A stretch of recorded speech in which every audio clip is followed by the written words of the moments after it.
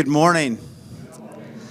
Let's sing together a morning song, hymn number 368 in the gray hymnal, or you can find the lyrics posted up on the screen. And if you're joining us online, the lyrics are posted in the chat. 368, Now Let Us Sing, and I invite you to stand or sit, whatever makes you feel like singing, and let's sing this together.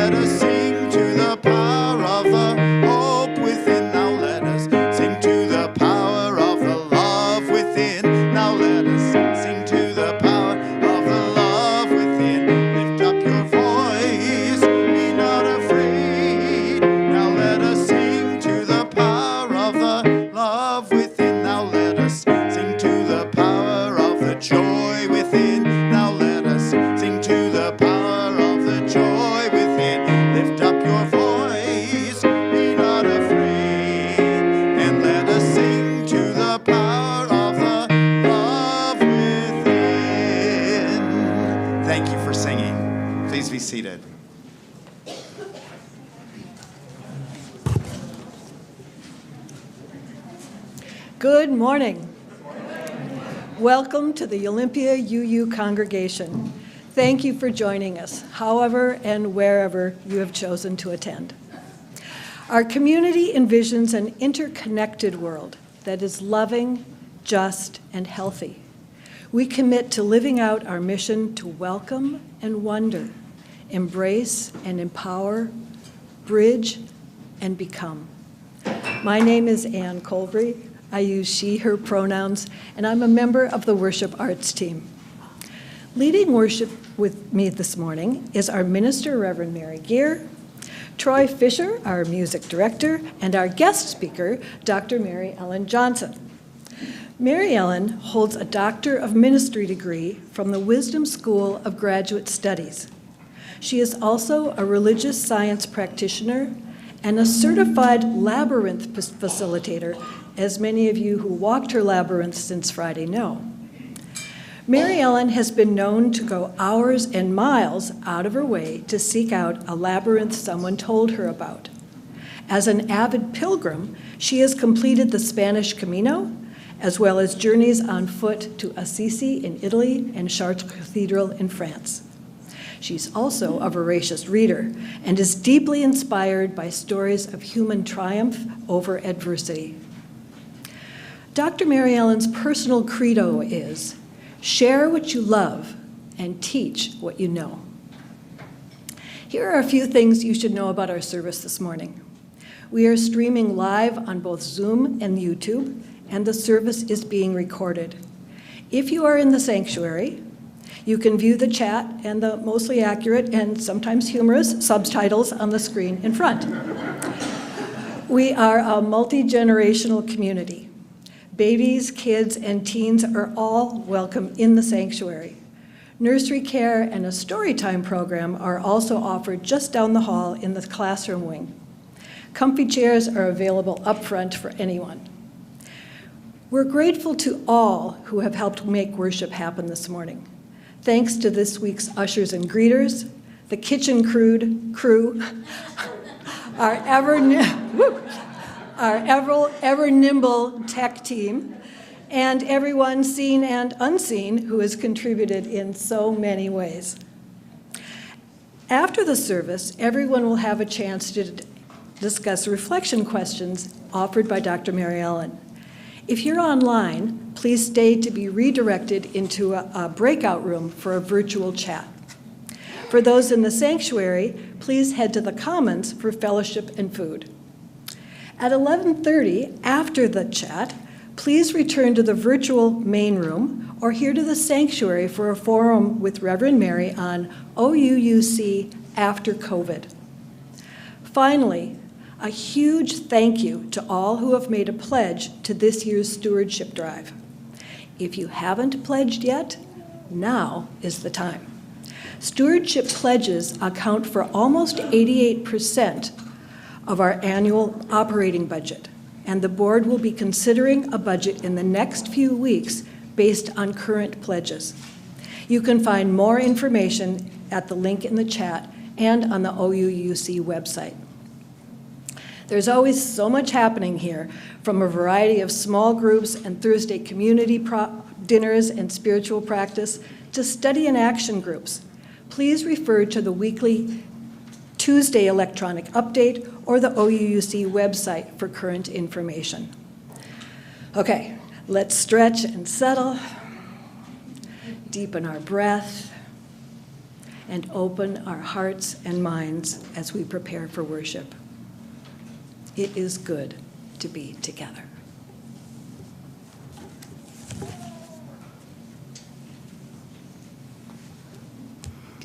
Good morning. I'm Reverend Mary, and I use she, her pronouns. You may have heard the sad news that OUUC member Jim Knutson died this past week. Jim's daughter, Anna, wrote on his Caring Bridge site, "Jim died peacefully this evening, surrounded by family. Not surprisingly, he was considerate with his timing as we had just finished dinner." James C. Knutson, Jim, was born in Niagara Falls, New York on July 7, 1942. In 1960, Jim graduated from LaSalle High School, where he was an honor student, president of the Science Club, and a clarinetist in the marching band. At one point, when in his hometown, he looked around at the many industrial smokestacks, and he had an epiphany. The future was working to reduce pollution and protect the environment and public health. After graduating from Worcester Polytechnic Institute as a chemical engineer, Jim attended the University of Minnesota, where he received a master's degree in environmental public health with an emphasis on air pollution. In 1968, Jim moved to Seattle to work for the State Department of Health Air Quality Program. And in 1970, he moved to Olympia to join the newly created Department of Ecology. He would dedicate his work life to protecting the environment and improving lives. On July 25, 1969, Jim, on a whim, attended a party in the University District of Seattle. And at that party, he met Margaret Rose Weaver, the love of his life. They were married at the University Unitarian Church on July 25, 1970. Margaret and Jim have 2 children, Anna and Lars, and 4 grandchildren, Riley, Patrick, Liam, and Lila. We hold them in love today, along with Jim's sisters, Runa and Randy, and numerous nieces and nephews. Jim and his wife, Margaret, have been members of OUUC for more than 49 years. They raised their children here, and they have served this congregation in many, many ways. Jim is known for his deep knowledge of environmental issues and for his big heart. Many people will miss him, and we are grateful for his presence in our community and in this world. We will likely celebrate Jim's life later this summer. In the meantime, you can share your memories of Jim on the Caring Bridge site. We've put in the order of service and in the chat. You can also send cards to the address provided. And Margaret asked me to pass on her thanks for all of the support that she received from this community, that her family received from this community in these past months. Jim's daughter, Anna, writes that he was an avid outdoorsman, insatiable reader, dedicated public servant, pillar of unwavering integrity, original ecology employee, and beloved husband, father, brother, grandfather, uncle, and friend. Jim, may your compassionate and generous spirit be at peace. We'll hold a moment of silence together as we light a candle in memory of Jim Knutson.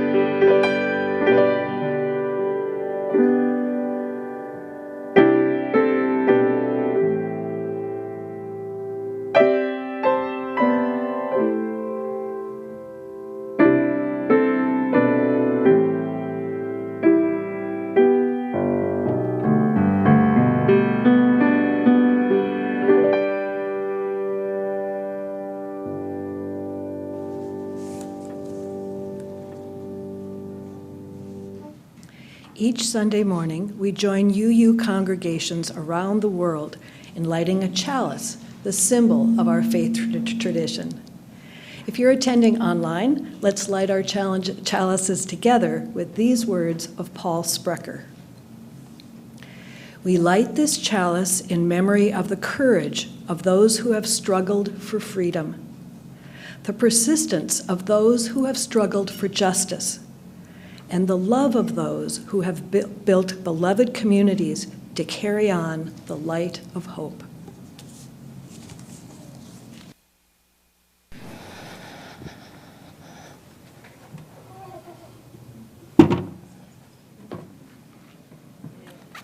Good morning. These words, as a call to worship, were written by Susan Davison Archer. The earth is warming. The birdsong increases. The sweeter breezes brush our cheeks, and the earth holds hope in its seeds and buds. Come, let us gather this morning with joyful noise, with warm hearts, and with hopeful spirits, for we are one with the renewal of the earth and blessedly held in the love of one another. Come, let us worship together. Together an opening song out of the great hymnal, hymn number 21, For the Beauty of the Earth. If you're joining us online, you can find the lyrics posted in the chat. The lyrics will also be presented up here on the screen if that's your preference. Let's join together in singing.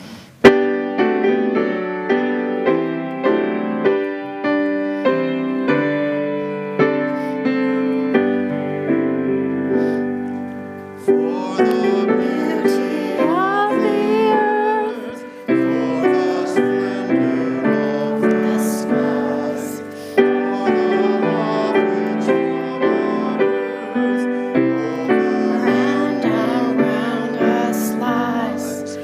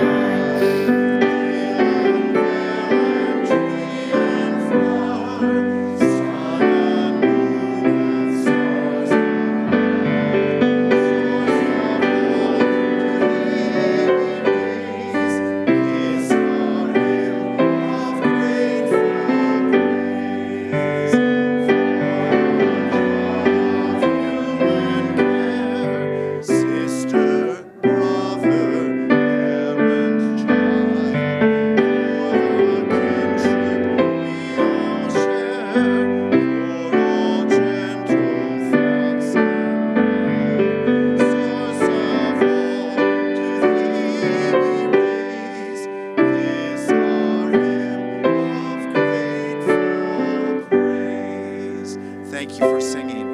Please be seated.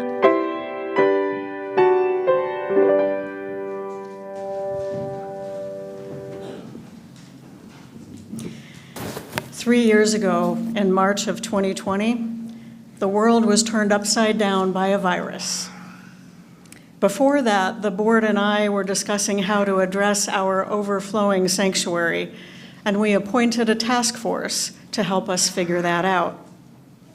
And then suddenly our building was empty as we all stayed home to stay safe. In August of 2020, the board reconfigured the capacity task force into the health and safety task force to help us make informed decisions about how OUUC would respond to COVID. The board disbanded that task force just last month, and none of us imagined that we would be at work for 2.5 years. So today, we want to thank all of the people who served on the task force during that time, some for the entire time, some for a short time, and all with thoughtful commitment and dedication. For those on site, when you hear your name, would you please come forward and stand so we all can see you? And for those online, we'll spotlight you as we are able. Brian Coyne, Gerald Dodson, Carrie Dyer, Kurt Hill, Chris Park, Tim Ransom, Pat Sonnenstall, John Tafasian, Polly Taylor, Marianne Thompson, Frank Turner, and Tammy Black, our facilities manager, Marie Arnsmeyer. Thank you all for your service.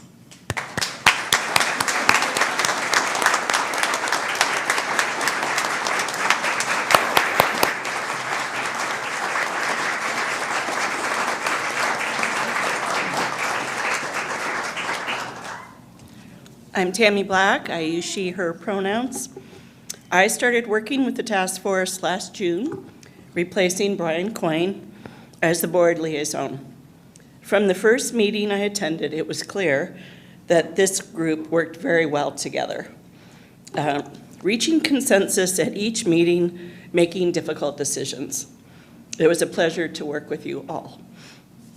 For those of you here today, please look for me in the comments. I have a gift for you. We have a gift for you to show our appreciation. Thank you.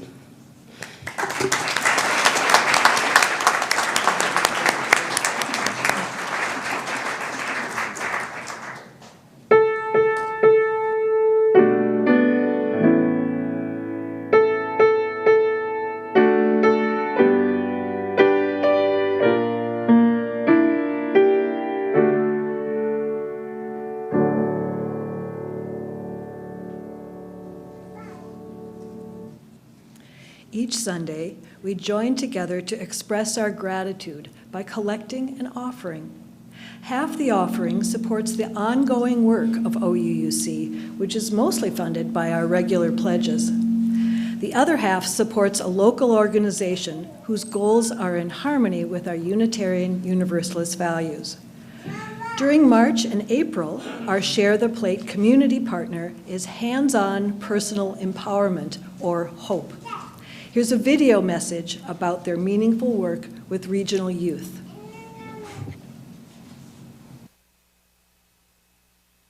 Good morning, OUC. Thanks for having me. My name is Rachel, and I'm the Executive Director for the Hope Garden Project, located in Shelton, Washington. Hope engages Mason County youth to become empowered, productive members of their community in a world they will inherit through garden-based education. Currently, we run 4 different programs. During the school year, we offer programming at the middle school level.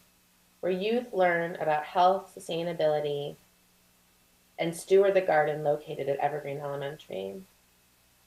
We also work with the Life Skills High School program, where older youth living with neurodivergence get to learn how to build, grow, and maintain the garden located outside of their classroom. They also learn how to make healthy recipes that they can do at home. Through an agricultural model, the Older Youth Employment Program is designed to offer young adults the opportunity to have their first job experience in a safe and supportive environment, while at the same time exposing them to nutrition, health, and cooking. By creating opportunities for youth to gain skills in communication, leadership, and team building, they learn how to be the kind of humans they want to be. We offer this program during the school year and during the summer. Our school year program is 2 afternoons a week, and our high school program during the summer is 8 weeks long, for 5 hours a day, 3 days a week. This is our most intensive program and the one that is the most rewarding and exciting.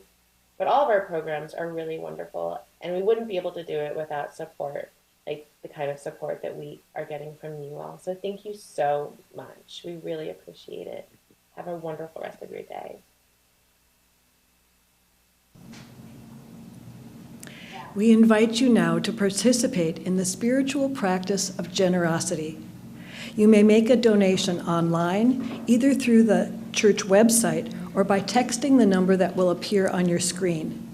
You could also mail a check to OUUC or place your offering in one of the baskets being passed by the ushers.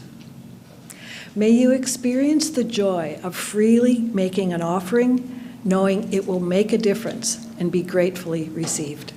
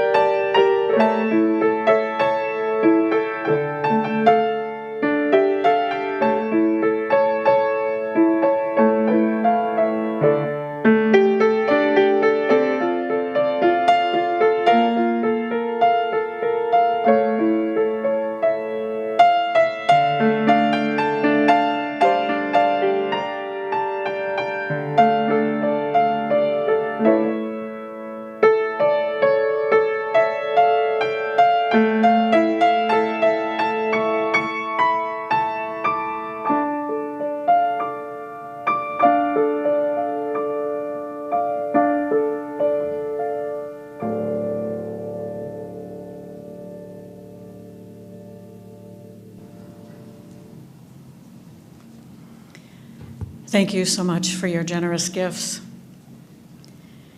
We came together this morning bringing everything that is in our lives. Let's open our hearts to the complexity of life as we place stones in the water of community. You will hear a drumbeat as we share today.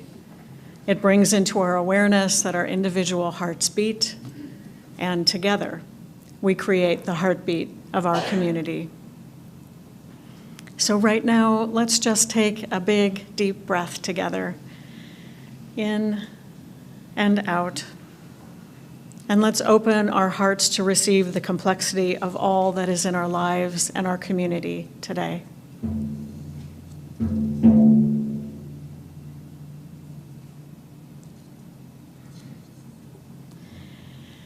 We send our love to the family of Jim Knudsen as they celebrate his life and mourn his death. May the wonderful memories of Jim help sustain us all.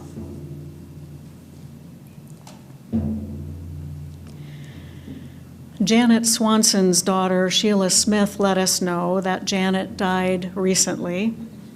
Janet was a longtime member of OUUC from 1969 until about 10 years ago, when she went into memory care. She was very active in the community, attended plays, and was a master gardener. Troy described Janet as a big music and art supporter, both at OUUC and in the larger Olympia community. Today, we send our love and care to Sheila and the rest of Janet's family as they mourn.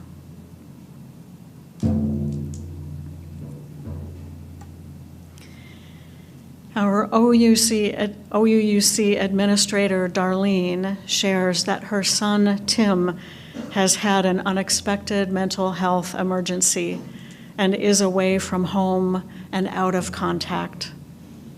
Darlene asks that we hold Tim and her in our prayers and to send thoughts for a quick and safe return for Tim.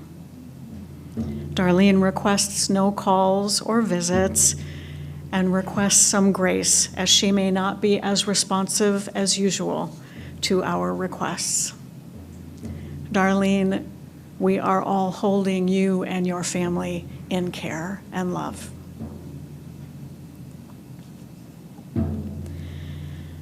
And finally, this past Friday, March 31st, was the Trans Day of Visibility.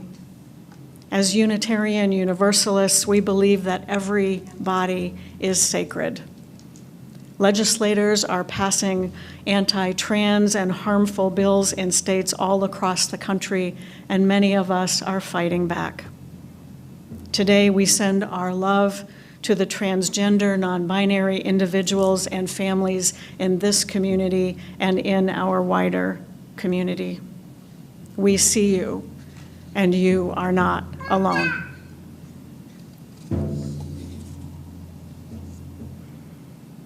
And now for those online, I invite you to share from your heart by entering in the chat. This is a time to share all that you wish, joys and sorrows and anything else shared from your heart. Those in the sanctuary can see your sharing on the screen.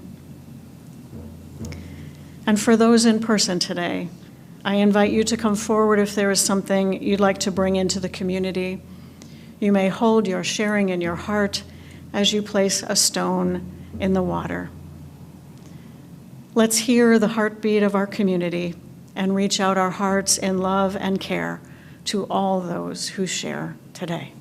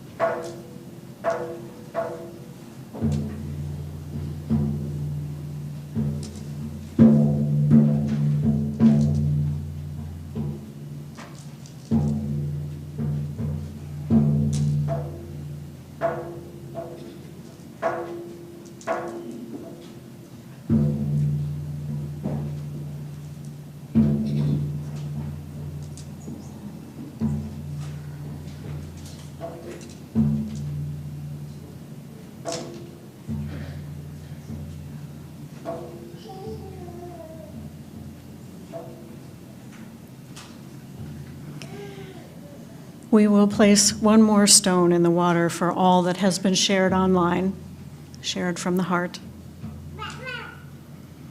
And one more stone placed in the water for all that we hold in our hearts and that remains unspoken.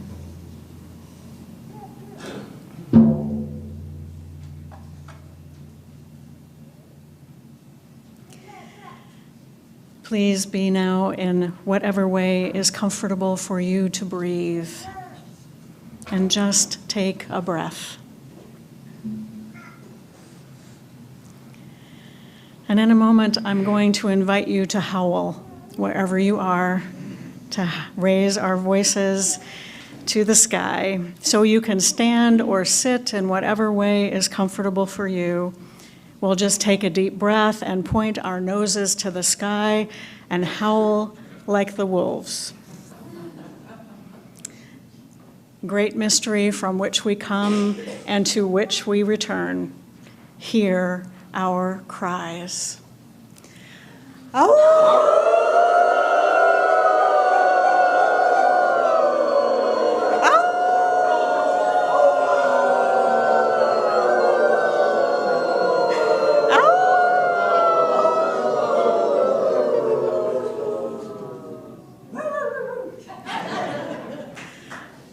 Great mystery from which we come and to which we return, hear our cries. We cry out in grief and in sorrow. We lament the losses even as we celebrate the joy of this life and this world. We embrace the wholeness of life. Spirit of life and love, help us to carry the weight with and for each other as we gather today and every day. Help us to respond with commitment instead of fear. Help us to come through our sorrow with renewed strength. Help us to move through uncertainty with a reinvigorated purpose. Spirit of life, come to us. Remind us to breathe for freedom, for compassion, for justice. May this be so. Blessed be, and amen. Let's hold a moment of silence together.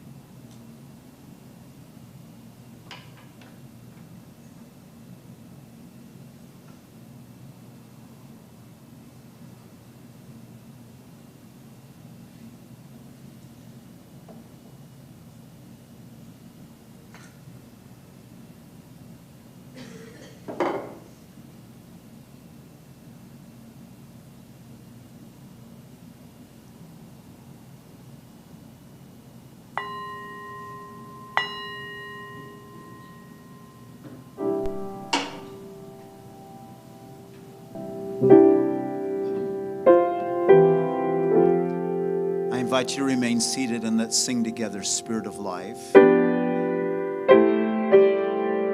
number 123.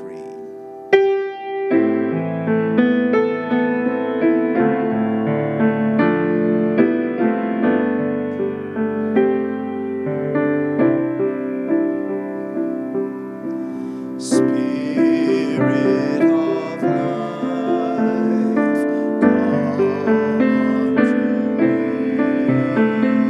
sing in my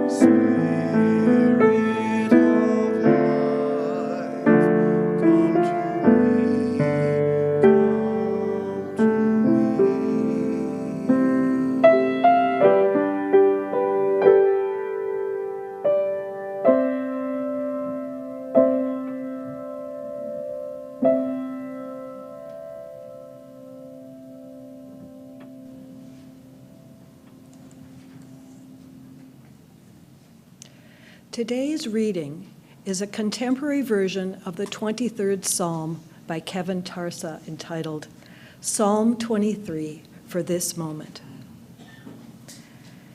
May I remember in this tender moment that love is my guide, always.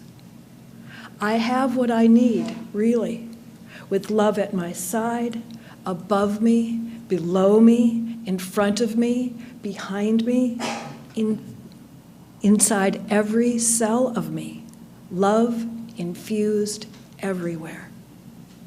Just when the weight of the world I inhabit threatens to drop me in place and press down my hope into the ground beneath me, love invites me to rest a while and leads the center of my soul to the quiet, still, restoring waters nearby that somehow I had not noticed.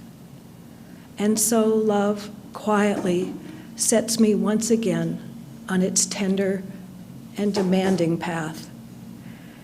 Even when the walls close around me and the cries of death echo through untold corners, gripping my heart with fear and sadness, I know that all will be well, that I will be well when love whispers near to me, glints at the corner of my eye, rests with gentle and persistent invitation upon my shoulders. Yes, love blesses me.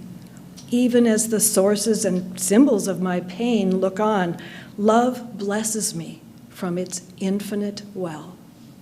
And I turn and notice that goodness and kindness and grace follow me everywhere, everywhere I go. I live in a house of love, love that will not let me go. I live in a house of love and always will.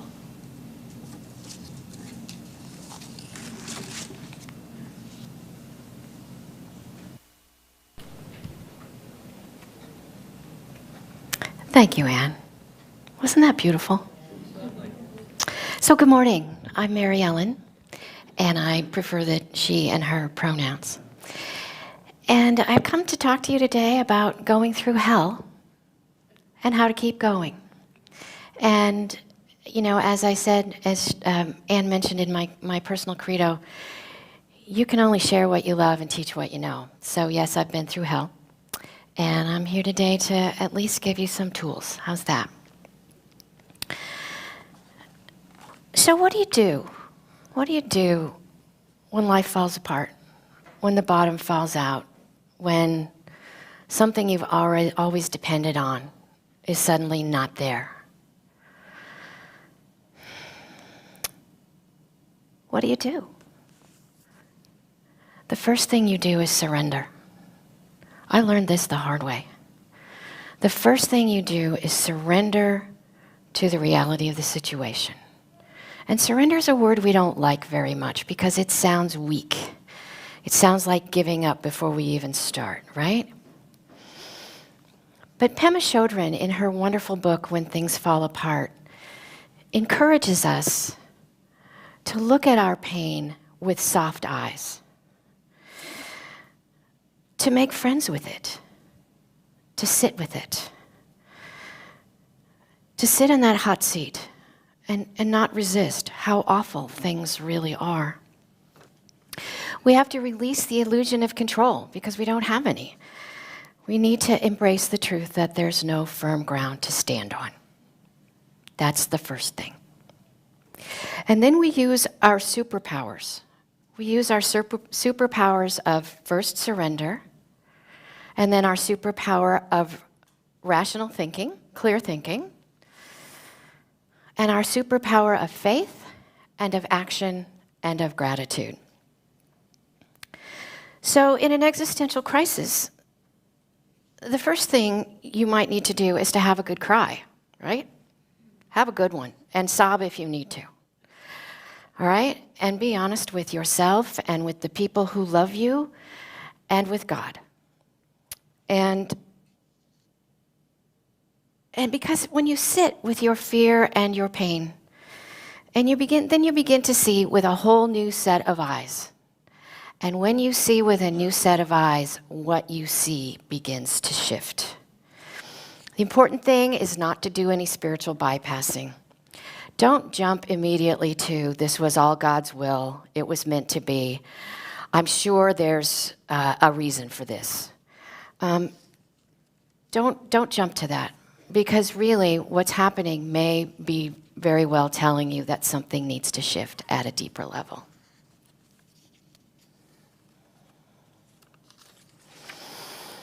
So once we've surrendered to a clear picture of what's happening and what we're feeling, then it's time to bring out our next superpower of clear thinking and faith and action. Now, we're all intelligent beings, and I imagine most of you are readers and lifelong learners. So remember that you have a lot of tools in your toolkit, all right? There's a lot of things that you already know how to do. So with our clear thinking, we don't like to talk about being a victim, right? But sometimes we are victims of circumstance, and that is true. Clearly, that is true. Remember that if you're a victim of circumstance, the victim identity is a temporary condition. Don't adopt it as your personal identity. Take the time to differentiate between personal responsibility and things that are beyond your control. Because nothing is ever permanent. Everything always evolves and changes. Remind yourself that you have survived every crisis and every bad day that you have ever had in your life up to this point. All right, folks, you're batting 1,000 so far. All right? That should give you confidence that, yes, I have what it takes to make it through whatever challenge I'm currently facing. The other thing to remember is that painful emotions are actually very short-lived. The painful emotions of anger and grief and shame and hopelessness, physiologically, they last 90 seconds. Yes, the emotional response in our bodies lasts a minute and a half, and then that whole chemical reaction passes. So whatever emotion you're feeling, feel it for that 90 seconds. Really feel it, and then realize you don't have to hang on to it. You don't have to get wrapped around the axle of repetitive emotion. Because logically we know that every heroic story has a low moment, right? Every heroic story has a low moment. And in that moment, we decide it's going to shift. We change the music and the self-talk in our heads. We perhaps make a bold move and make a big change. And the story moves forward. Realize that we all get wounded by life. Every single one of us. Some of us early and some of us late. And unfortunately, some of us time and time again. Why do bad things happen to good people? That's been the age-old question, right? And I don't know. But I do know this, that oftentimes the only time we allow ourselves to be loved and supported is when the bottom falls out and we're in crisis. That is one of the few times we will open ourselves to support and love and to allow our faith to carry us. So remember that life is a one-way enterprise. Life moves forward. So when you're going through hell, you have to keep going. You just have to keep going. Make sure you keep your face toward the future. Keep your face toward the light, toward the love, and then let your faith do the rest. Which brings us to our third superpower, faith. People will tell you that in the midst of a crisis or a challenging time, you must pray, you must meditate, you can chant, perhaps you need a healing sound bath, perhaps you need a good howl. I loved that. Yeah, all of that. But truly, you only need to have the faith to do the next thing that's in front of you to do. Right? It's the faith to know that I have the light for my next step. And the thing is, you don't have to do it perfectly. Right? You can stumble and fumble, even if you fall. But you have enough light, enough faith to take the next step. If you need to, you can go on spiritual autopilot for a while. As my Christian friends would say, let Jesus take the wheel. Right? But, remind yourself that you surrendered, and remind yourself that you have a clear picture of what's going on. And then just lean into your faith. Let everything unfold in divine order. Have the faith and the trust to know that it will. And if you can't seem to find the mental focus to pray, call upon your support network. There's a pastoral care team at this in this community. Call upon them. If you have a therapist or a coach or even your best friend, call upon them. Share your burden. People want to help. Reach out. You'll feel better. The next thing is to really watch your self-talk. All right? Watch how you talk to yourself. Watch how you speak of your situation. Use your words carefully, because I know that your words are sharp, precision instruments. Your words shape your reality. So guard your mind and be careful what you feed it. Don't go on a doom loop online. Just don't. Rely on your years of faith experience and know that, yes, your thoughts and your words are creating your reality. Speak of your circumstances in a language that acknowledges their temporary nature. You can say, I'm having financial challenges right now, not I'm broke. You can say, I'm moving through the grief process, not my life isn't worth living. Try to keep your sense of humor. And really, if faith seems out of reach, take a step back and just simply have faith in your faith. And know that if you've been on a spiritual path for a long time, it really has seeped into your bones, into your DNA. Your subconscious mind knows what to do and has an unbreakable connection with spirit. Trust that. Remember that bad times don't last, and life won't always be this hard. Good days are ahead, and your faith will give you the strength to stay tuned for scenes from your next episode. Remember, again, you don't have to do this perfectly. So your next superpower then is action. So when your life falls apart, everybody will tell you that self-care is really important. Get plenty of rest, eat right, exercise, all that good stuff. And I will tell you that in the depths of your personal hell, it is perfectly all right to sit on the sofa in your ratty sweatpants and drink a Diet Coke and eat an entire bag of cheese popcorn and top it off with a pint of Ben & Jerry's. I speak from experience. A little of my story. In June of 2020, when the pandemic was raging, my older sister had a massive stroke in Phoenix, Arizona. And it didn't feel safe to fly. So I got in my car and I drove 2 days straight to be at her bedside. And on the advice of her doctor, we removed her from life support and began hospice care, and my sister passed quite quickly. And then I had some assistants, and I took care of her possessions.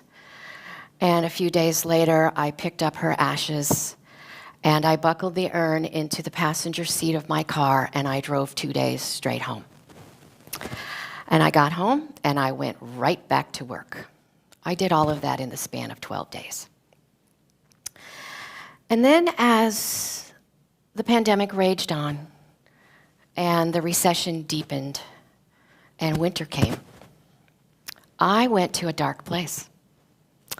I went to a place of fear, right? Because none of us had our vaccines yet. I went to a place of depression and helplessness because I was a commissioned salesperson at the time, and the bottom fell out of my livelihood. And the grief overcame me about losing my sister. I nearly came apart at the seams. I really did. And one of my church friends at the time asked me what was my spiritual practice during that time. And I looked at her and I said, I remembered to breathe. That was about it. And I got up every day and I rallied and I put on my brave face and I did what was mine to do that day. I did the thing that was in front of me that needed to be done that day. And at the end of the day, I had some food and a glass of wine, and I watched some television, and I went to bed. And I got up and I did it the next day, and the next day, and the next day. I just kept moving. And eventually, one day, things broke. I was walking in my neighborhood, and it was April, and the lilac bushes still had tight little flowers. But there was one bush on my walk that 3 tiny little flowers had burst open, and it was right at face level. And I buried my nose in that lilac, and I inhaled that visceral scent of springtime. And I still remember it, that it flooded my body, and that smelled like hope to me. And I knew in that moment that I was coming back into the light. I knew in that moment that I could reclaim my birthright of radiant well-being. What I learned is that persistence is visionary and expectant and hopeful and sacred. Persistence declares that you are doing your part and you are not a hopeless and helpless victim. Remember that life is holding you. Life wants you to succeed. You can lean into that. Because when trauma and loss and grief are met with an open heart, with full surrender and clear thinking and earnest faith and focused action, the alchemy of healing has a real opportunity to do its miraculous work. Okay, I'm going to say that again.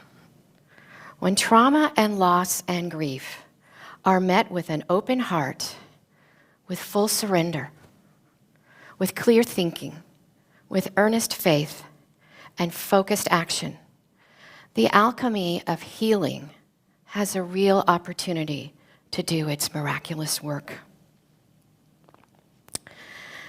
So this is where your superpower of gratitude comes in. This is where the blessing of grace shows up. One day, yes, the shift happens, and you realize you step back into the light. We are hardwired to think in future tense. Create a vision that you wish to live into, and frame it brightly. The cosmos underwrites your every breath, and quietly celebrates your every effort, your every positive thought, and your every positive step. When you're going through hell, just keep going. And with full surrender, using your superpowers of clear thinking, surrender, faith, action, you'll emerge on the other side. You will, with a heart full of gratitude. And I thank you.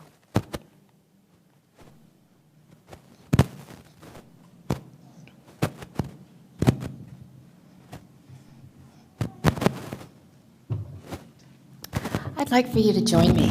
Oh, pardon me. I'd like you to join me just in a moment of meditation, just to kind of anchor the thought and the feeling in your heart. So I invite you to sit in your chair. Let your chair fully support you, all right? So sit in your chair. If you've got something in your hands, can you set it aside for just a moment and allow your hands to just rest comfortably?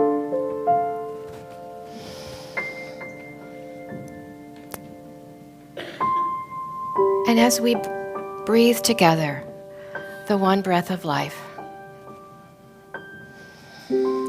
Just allow my voice to carry you.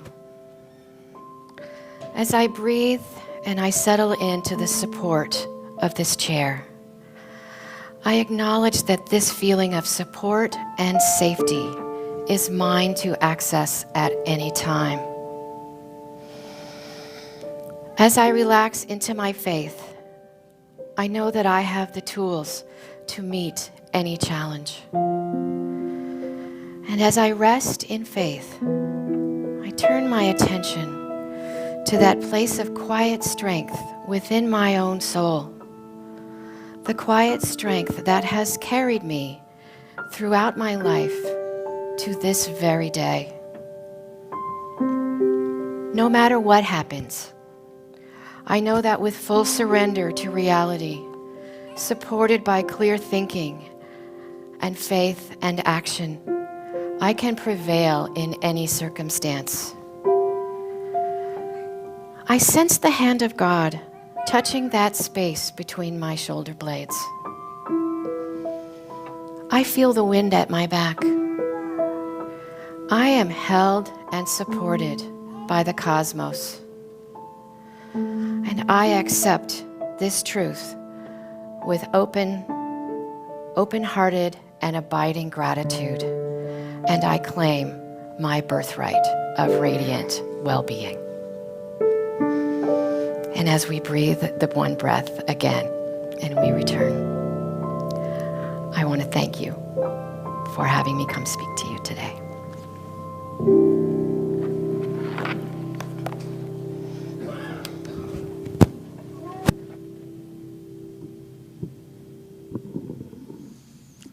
Let's join together in a closing song. Hymn number 128, For All That Is Our Life.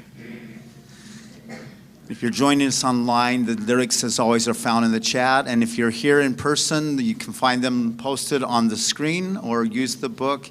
And let's join together in singing.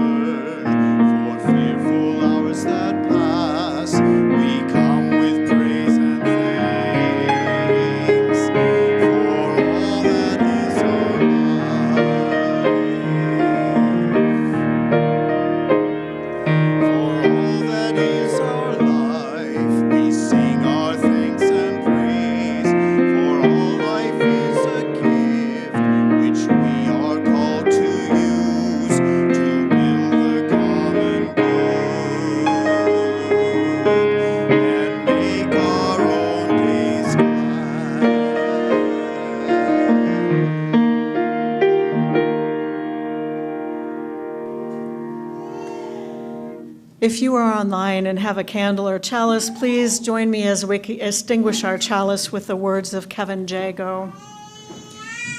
And the sounds of young life. When the candle dims, the wax almost spent, the light turns amber like a sunset. Still, it provides light. Still, it provides heat. Still, it can kindle new flame and pass its glow on and contribute to new illumination. When sunsets turn to new days, when seasons transform all, when the candle dims, all is not lost. Hope continues, uncertain and true, like candlelight, ready to spark again. All is not lost. May we move in peace. Let's sing together our unison benediction.